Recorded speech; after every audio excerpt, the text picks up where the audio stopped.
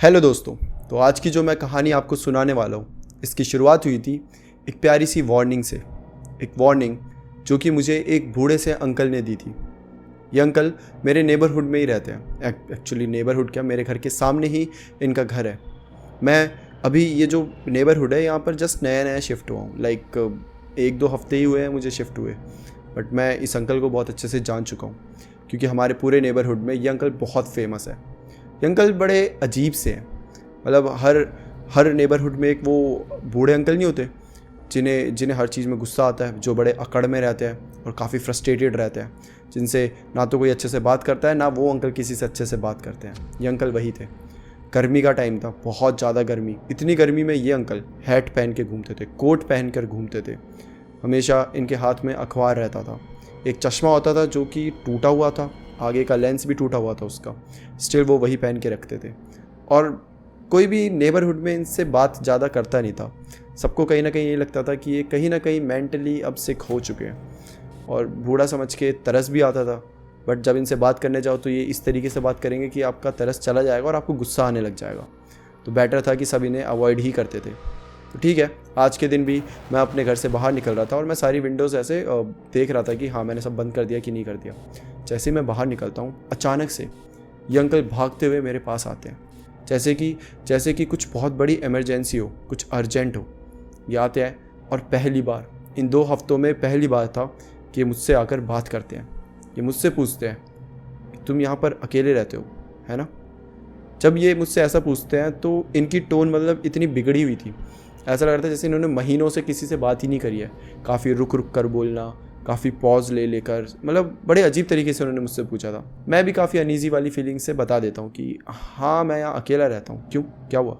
अब वो अंकल एकदम से जैसे ये सुनते हैं वो मेरे पास आते हैं, बहुत धीरे से वो मेरे कान के पास आते हैं। उनकी ब्रेथ की स्मेल मुझे आ रही थी। ऐसा लग रहा था जैसे उन्होंने अभी सुबह सुबह ही विस्की पी ली है। और वो मेरे कान पे आकर बोलते हैं, you better count your Windows twice every night before bed.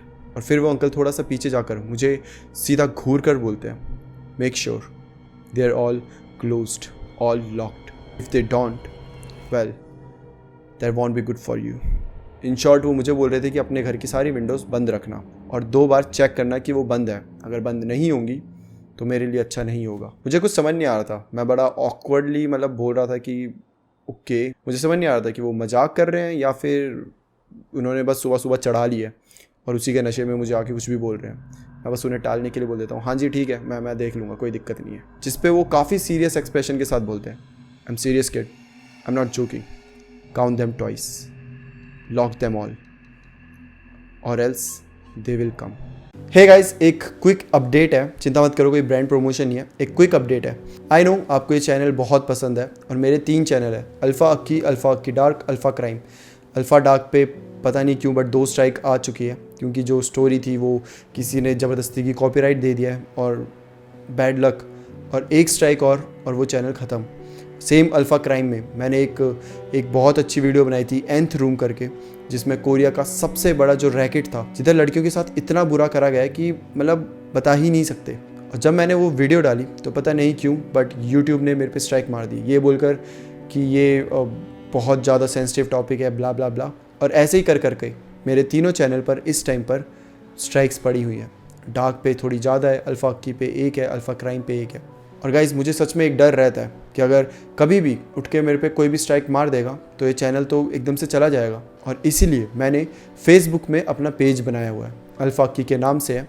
आप अगर फेसबुक में तो आप वहाँ पर जुड़ सकते हैं, क्योंकि कल को कुछ भी हो जाए, भगवान ना करे ऐसा कुछ हो, बट कुछ भी हो जाए तो मैं वहाँ पर पोस्ट करता रहूँगा। और अभी भी मैं सारी वीडियोज़ वहाँ पर पोस्ट करता हूँ। तो आप अगर फेसबुक में हैं तो प्लीज़ मुझसे वहाँ पर जुड़ें ताकि आगे चलकर आप मुझसे जुड़े रहें। तो मेरे पेज का लिंक आपको पिन कमेंट और डिस्क्रिप्शन में मिल जाएगा।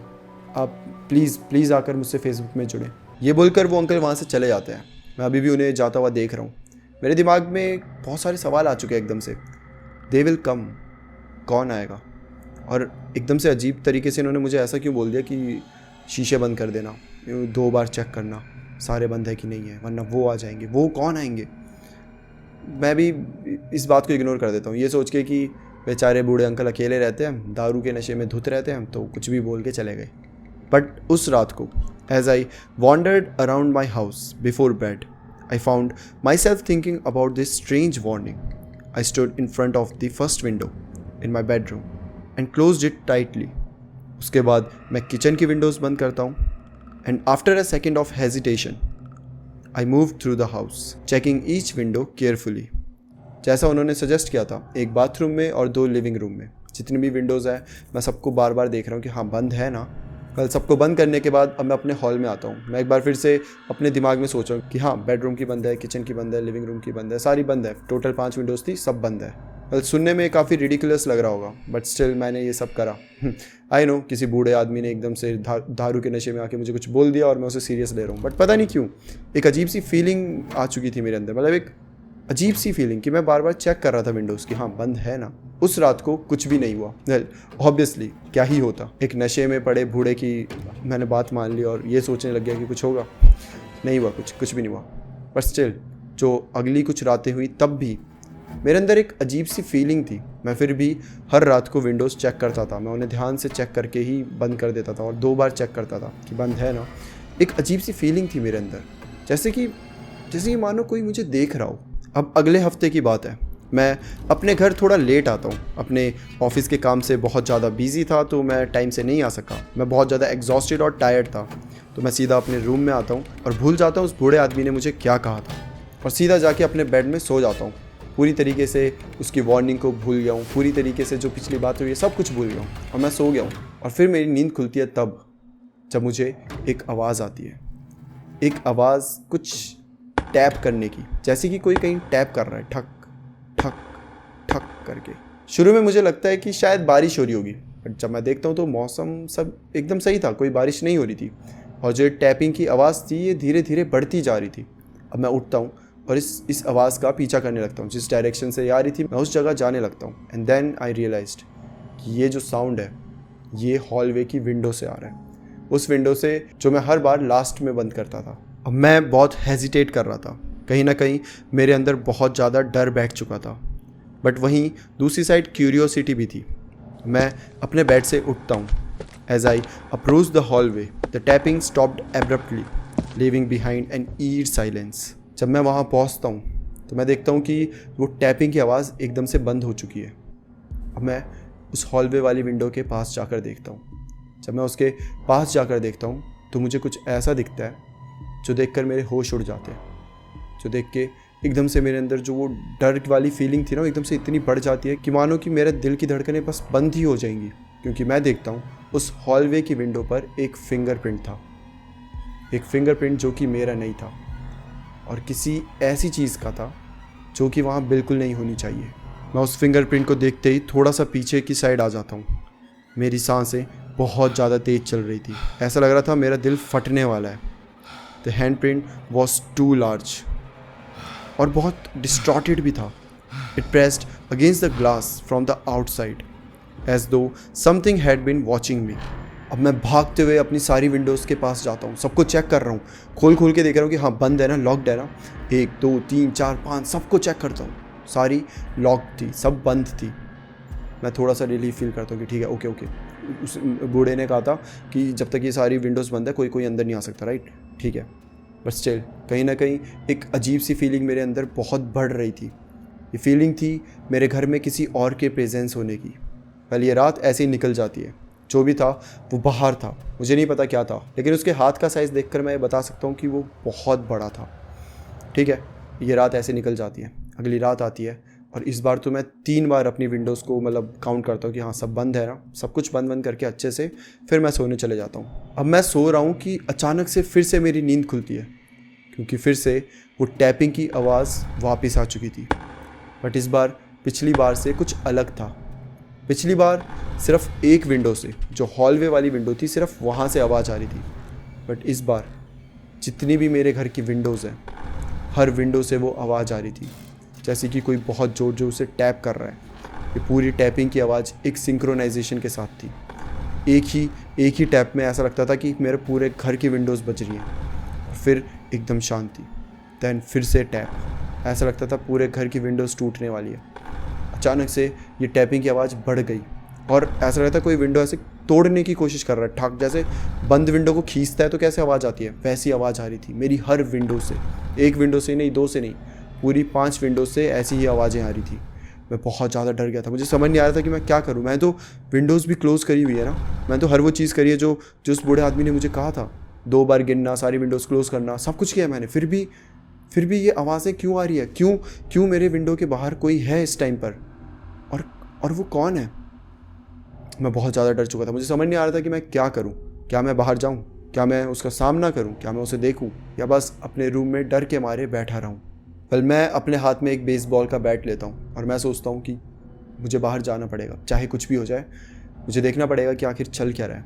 मैं धीरे धीरे करके फिर से हॉल में जाता हूँ। जब हॉल में जाता हूँ तो मैं देखता हूँ कि पूरी जो टैपिंग की आवाज़ थी वो रुक चुकी थी। एकदम से सन्नाटा हो चुका था, एक ऐसा सन्नाटा जो मुझे कहीं ना कहीं खाए जा रहा था। मुझे ऐसा लग रहा था कि अचानक से कोई मेरे पीछे से ना आ जाए, कोई मेरे यहाँ साइड से ना आ जाए। मैं हर जगह देख रहा था, आगे पीछे ऊपर नीचे हर जगह। मेरे हाथ कांप रहे थे, मैं पूरी तरीके से पसीने से लथपथ हो चुका था, पर स्टिल मैं हिम्मत दिखा रहा था। मैं जाके हर जगह चेक करता हूँ, हर विंडो के पास। मुझे कुछ नहीं मिलता। मैं किचन में जाता हूँ, मैं लिविंग रूम में जाता हूँ, शायद जो होगा वो चला गया होगा। एक एक करके सारी विंडोज़ चेक करता हूँ और मैं ये भी देखता हूँ कि कहीं कोई विंडो खुल ना गई हो, क्योंकि कोई तो उस विंडो को खोलने की कोशिश कर रहा था और बहुत ज़ोर से कर रहा था। इनफैक्ट उसने सारी विंडोज़ को खोलने की कोशिश कर रहा था। तो मैं मेक श्योर करता हूँ कि सारी विंडोज़ अभी भी हैं और लॉक्ड है। मैं 1 2 3 सारी विंडोज़ चेक करता हूँ एंड देन मैं आता हूँ लास्ट विंडो पे, जो कि मेरे हॉलवे में थी। जब मैं उस विंडो के पास जाता हूँ, उसे चेक करता हूँ, देखता हूँ तो हाँ, विंडो एकदम सही सलामत है, लॉक्ड है। जब मैं उसे चेक ही कर रहा हूँ कि तभी मैं विंडो के बाहर देखता हूँ और पहली बार मुझे वो दिखता है, या यूँ कहो कि मुझे वो दिखती है, एक परछाई, एक बहुत लंबी परछाई, इतनी लंबी परछाई जो कि किसी ह्यूमन की हो ही नहीं सकती, इम्पॉसिबल है। उसके हाथ उसके घुटने तक आ रहे थे। उसका फेस बड़ा अजीब सा था, बड़ा अजीब सी शेप में था।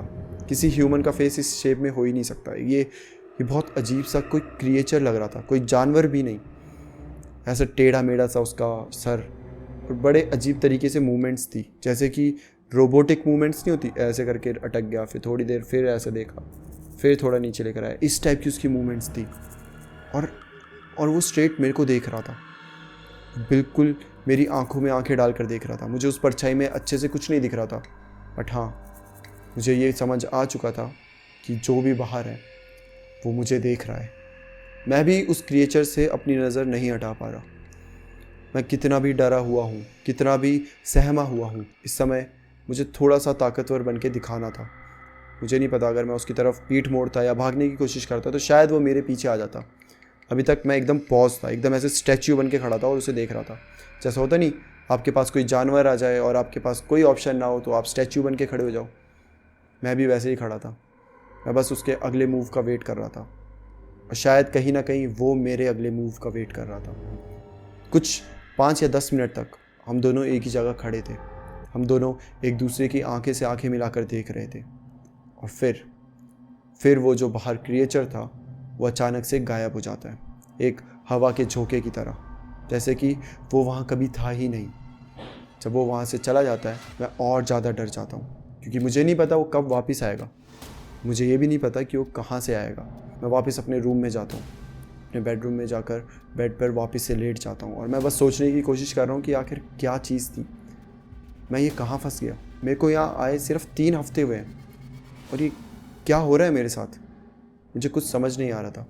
मैं पूरी रात यही चीज़ें सोचने में निकाल देता हूँ। अगला दिन होता है, जब सुबह होती है तो मेरी सांस में सांस आती है।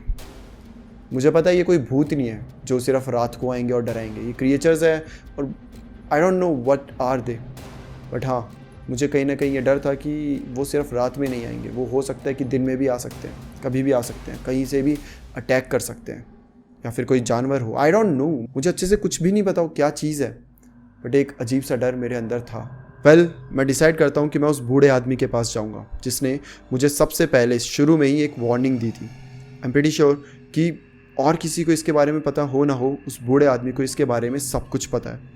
मैं जल्दी से फ्रेशन अप होकर सीधा उस बूढ़े आदमी के घर पे जाता हूँ। जब मैं जाता हूँ मैं बहुत ज़ोर से नॉक करता हूँ, मैं बोलता हूँ अंकल प्लीज़ खोलिए, अंकल प्लीज़ खोलिए, मुझे कुछ आपसे अर्जेंट बात करनी है।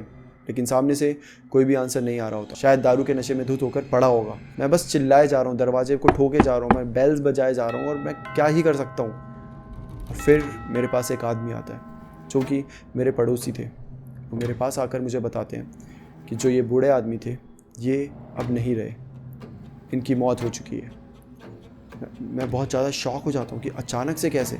और उससे ज़्यादा शॉक मुझे तब लगता है जब वो आदमी बताता है कि इस इंसान की मौत आज से 3-4 दिन पहले हुई थी। एग्जैक्टली उस रात को हुई थी जिस रात मेरे घर में पहली बार टैपिंग की आवाज़ आई थी। मैं अपने घर वापस आ जाता हूँ। मुझे कुछ समझ नहीं आ रहा था। जहाँ से मुझे आंसर्स की उम्मीद थी वहाँ से मुझे कोई आंसर्स नहीं मिले।